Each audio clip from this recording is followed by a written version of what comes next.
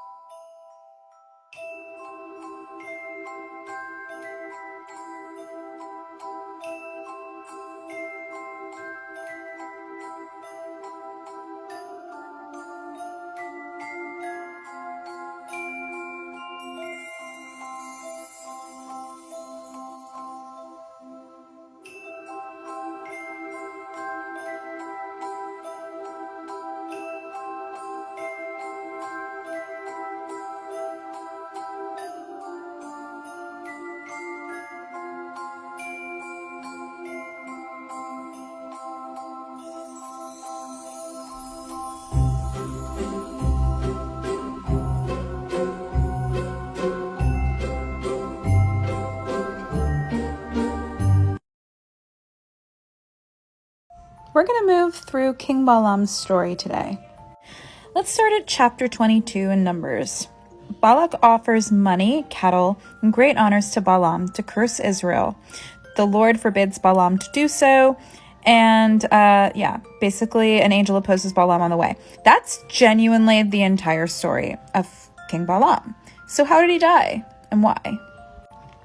Let's look at the end here, chapter 24. Balam says... I'm going to show you right here. "If Balak would give me his house full of silver and gold, I cannot go beyond the commandment of the Lord to do either good or bad of my own mind. But what the Lord saith, that will I speak." And he basically continues to say, "I'm sorry, dude, I don't worship your God, but I said what I said. It was the truth. I would literally... Like, you could give me everything you possibly have. You could give me all the gold in the world. You can give me your mansion, your house. Doesn't matter. I'm not going to say what I don't see. Like, I'm going to just speak the truth. I owe that to every god, including yours, which is one I do not worship." Okay? Let's remember this for a second. Fast forward to chapter 31. Balam, also the son of Beor, they slew with a sword. So they killed him. So... they killed him for speaking the truth. Well, let's find out why. Maybe they had a reason? Question mark? All right, Josh, you got a reason here? Let's see. Balam, also the son of Beor, the soothsayer. "Did the children of Israel slay with the sword among them that were slain?" Okay, so they straight up murdered this guy. But why? There's gotta be a reason. Come on, Peter. Oh, I knew Peter wouldn't let us down. Let's see, why? Oh, okay, let's see. Which have forsaken the right way and are gone astray, following the way of Balam, the son of Basar, who loved the wages of the unrighteous.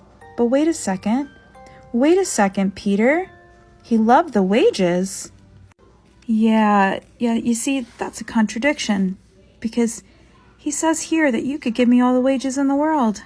The problem is, I'm not going to tell you what you want to hear. And this, my friends, is the demonization of King Balam. This is an example of making an ass out of someone for telling the truth, because it's a truth you don't like. You can't command someone who doesn't worship you to lie for you.